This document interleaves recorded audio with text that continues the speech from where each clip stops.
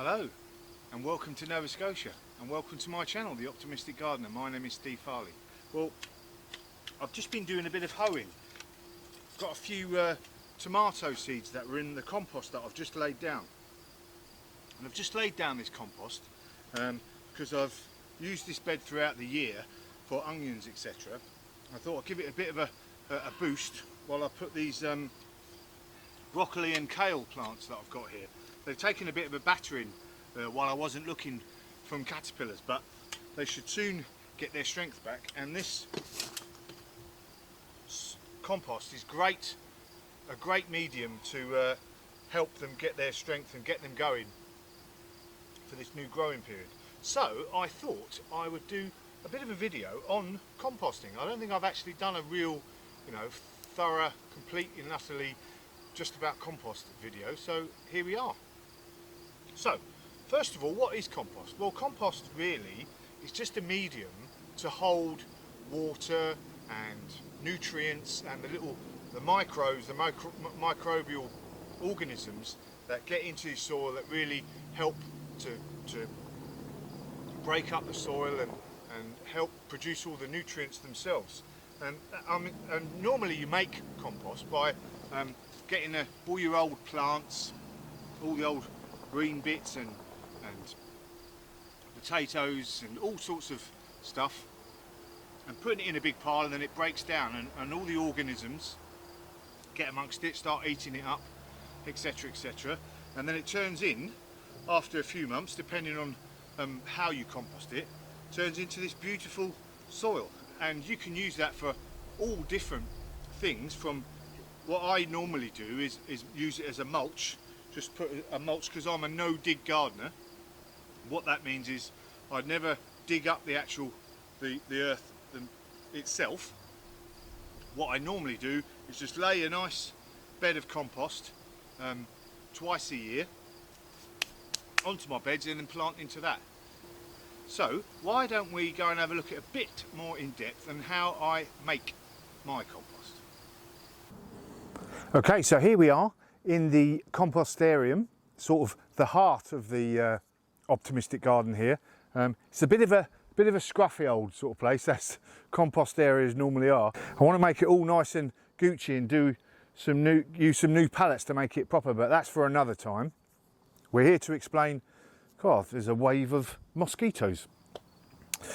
We're here to explain about composting, obviously. So, I've already stated that compost is basically just a medium to hold water and the nutrients and the microbial organisms, so that it can go into your earth. And it's made by basically your plant waste from your garden rotting down, being eaten up by all the little critters, worms, etc, and breaking up over a period of time, whether it's a few months or a long time, depending on whether it's hot composting or cold composting. We'll come to that in a bit. But it breaks down and it turns itself into that nice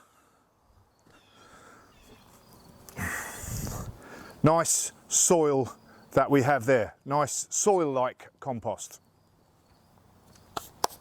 But, it starts its life off as, hang on a sec, as basically, these are the old tomato plants that I've got. I've just done a video on my potatoes and harvesting all the potatoes. It's up on the screen if you want to have a look at it. But all the potatoes I've bunged in here, etc. All the old seaweed that they were growing in, they've all been put in here. Now they're put there just to start with, before what I call process the actual green waste. So that goes, I've got a 3-bin system. So I have 1, 2, funnily enough, 3 bins. The first bin, I just bung all the green waste I've got. All goes in there before I process it. And then what I do is I chop it down as small as possible. Whether it be what I used to do was get just some secateurs and literally just chop down, and then I would empty all that sort of smaller stuff into this bin. And as you can see here, this is all nice and short and processed. And what I'm also doing here is I'm mixing the green stuff with brown stuff. And that's one of the important things you need to do to your compost to prevent, if it's all green stuff, then it'll often there's a lot of nitrogen in there and it'll just all melt down into a sort of sludgy, smelly, horrible stuff. So if you have been composting and you've been getting a bit of a smell, etc., it's probably because you've got too much green stuff. What you really need to do, and there's lots of different, you know, purist methods, etc., but if you keep it sort of 50-50 between what we call green stuff with lots of nitrogen in it, and maybe like these twigs, brown stuff with lots of carbon in it, then you'll be all right. It'll be a good mix. It'll all break down nicely and become a good compost with a bit of carbon in there, a bit of nitrogen, etc. And all the nutrients that the next set of plants that you're going to use this compost to grow in will be in that gear. Now, so it's not just your garden waste, so all your kitchen waste, like what we got here. So I have here a yucky compost bag. So bananas, I bung them in there. There's all me spring onions, basically all of that uncooked, whether it be potato peelings, apple cores, all of that sort of stuff, salad that you haven't used, all goes in here. Tea bags, coffee granules, so those little K-cup coffee things that you have, if you scrape the top off that, empty all that into your compost bag, that's really good stuff, and that's actually known as green waste because that helps to get the compost going as well. Now, your compost bag, this is brown stuff, obviously, but any sort of cardboard, whether it be this compost bag or part of this Amazon box, don't like using that bit there, but any sort of cardboard that isn't like processed cardboard, and what I mean by that is things like cornflake packets, you know, with all the pictures and that sort of stuff. It's basically brown cardboard. This can go in, and this is your brown stuff. So tear that up. So at the moment, what I'm doing is I'm just bunging it in this side here until I fill it up. Flowers. Mrs. F has chucked the flowers out. Food bag. Anyway, this is all brown bags. That's all going in there. Now, this is grass, but this is brown grass. You know, this is sort of died off now. So this is brown stuff. So any of your old plants that have been left quite a while and turned brown, etc., that will be termed as brown stuff. Now all you got to do is get all that stuff, tear the cardboard up, break up your green stuff as much as is possible. Now you don't have to do that, but what it does is it increases the surface area, so all the bugs and the critters and the microbes can all get in there and get amongst it and break it down a lot quicker than if you didn't break it up. This this stuff here has still got, you know, bits that are that sort of height, size, etc. in there. It takes a little bit longer, but fortunately I've just got this shredder now, and I'm gone shred-tastic mad, and what this does is it breaks I've put it all the stuff in there and it breaks it all up and straight away turns it into nice small stuff. This is actually going to save me, I did in an hour today, shredded up what normally takes me weeks to do. So this is a, you know, this is a, I think it's like $900 plus Canadian dollars, which is a big investment, but you know, that's saved me a lot of time. And it's going to make the compost break down a lot quicker. So what happens when you, so people talk about hot composting and cold composting. So what you've done, what's happened is, you've got all your stuff here, you've broken that up and you put it in this next bin, or you've just got the one bin and you've just filled it up. What happens if hot composting is when basically all the sort of chemical reaction of all of the green stuff breaking down starts to create heat. And then that's where you get that, like in manure and things like that, when you see a steaming pile of manure or compost heap, a really good compost heap that's got the perfect mix, etc. That will start to do that hot composting breaking down. But it needs to be normally around 3 foot wide and 3 foot high. Sort of, you know, that sort of size. That's why people create this big compost heap, so that it's got mass.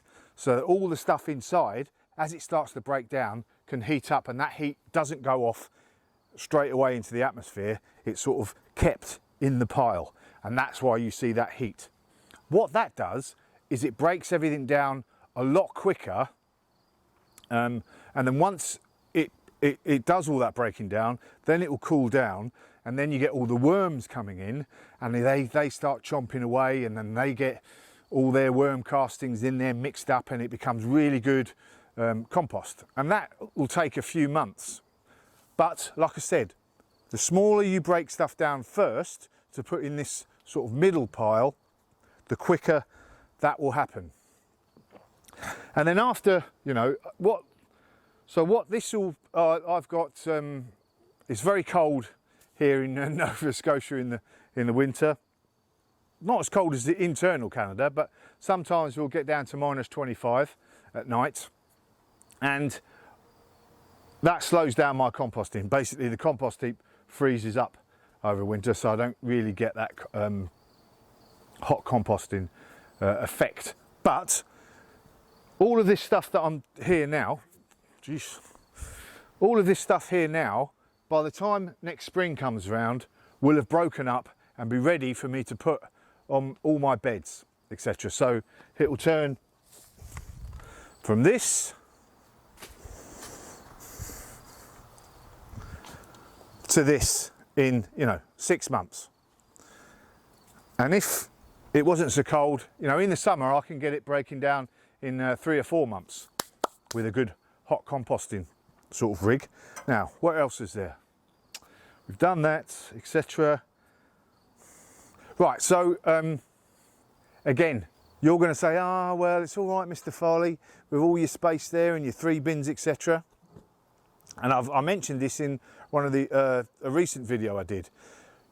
Even if you haven't got the room to do the composting on the scale that I'm doing, at least you can create a little bin, chop everything up and just fill that bin up. And then after a few months, you know, that'll be great stuff. Chipmunk just gone past there, beautiful. You know, a small bin. Or if you haven't got that sort of room, there's a video up here now. You can try a bit of trench composting, and that's basically where you just dig a trench under the ground, ditch all your kitchen waste and stuff, break it up first, about 1 foot down, 2 foot down, fill it up with that waste, and then top it up with earth again, and that will create its own subterranean compost heap, and that will break down and turn into really good compost as well. Now, a couple of pointers.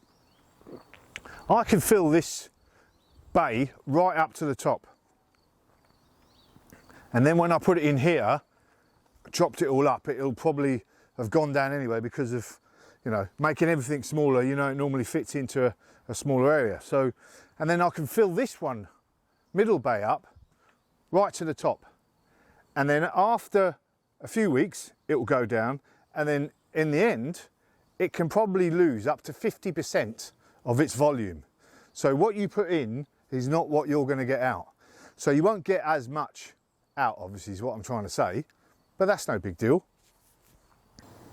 So what can you use the compost for? Well, as I said earlier, I use it as a mulch as a rule. I just take a couple of inches over, you know, my 6x4 beds and just lay it all a couple of inches across that once or twice a year, and that is good enough for feeding. And then what happens is I plant into that, and that compost feeds the soil. Then that's what we're trying to do. We're using the compost to feed the soil, and then as it rains and as the compost still continues to rot down, that drizzles down into the soil itself and feeds the soil, which feeds the roots of the plant. That the plant takes those nutrients up, and that's excellent. So that is feeding the plant itself. So all the time, that if you get that in your head in any sort of gardening situation, that compost, whatever you're doing, is always trying to feed the soil, which is why we don't want to disturb it, because we want to let it be in its tip-top condition all the time, and all the mycorrhizal fungi and all the different types of fungi have got their lanes and superhighways underneath the earth, and that's all helping to feed the soil, which feeds the plants themselves. So, you know, I use it as a mulch. I also use it, I mix it with earth, just some garden soil, if I'm using a big container. So what that does is, again, it helps to feed the soil, but it helps to aerate that soil and keeps the moisture. There's a lot of bugs around here today. It's very damp. That helps to conserve moisture in the pot, so you don't have to water it as much. And then also I sieve it sometimes, and I use it for seedlings. So once I've potted up, once I'm potting up some seedlings into sort of the next higher pot, etc., I'll use compost to pot them up.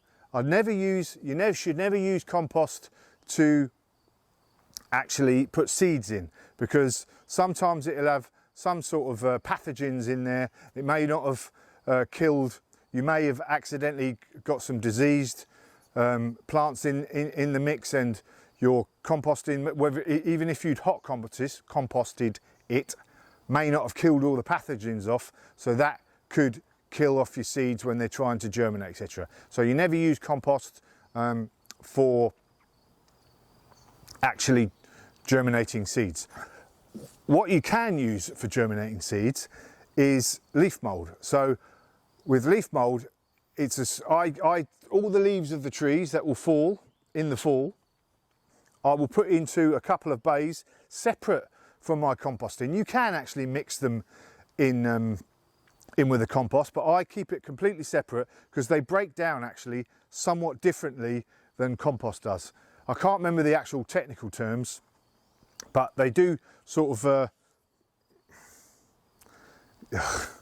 ow, I'm getting bitten left, right and centre here. They do break down slightly differently, but if you use sieved leaf mould, that's a really good medium for germinating your seeds, because it doesn't have any sort of really any nutrients in it, and seedlings don't actually need nutrients. They just need a sort of a nice pathogen-free medium to germinate, and then when you pot them up, you know, when they get the leaves, that's when they need the nutrients. And that's when obviously this stuff really comes into its own, because it's got all the nutrients in the world.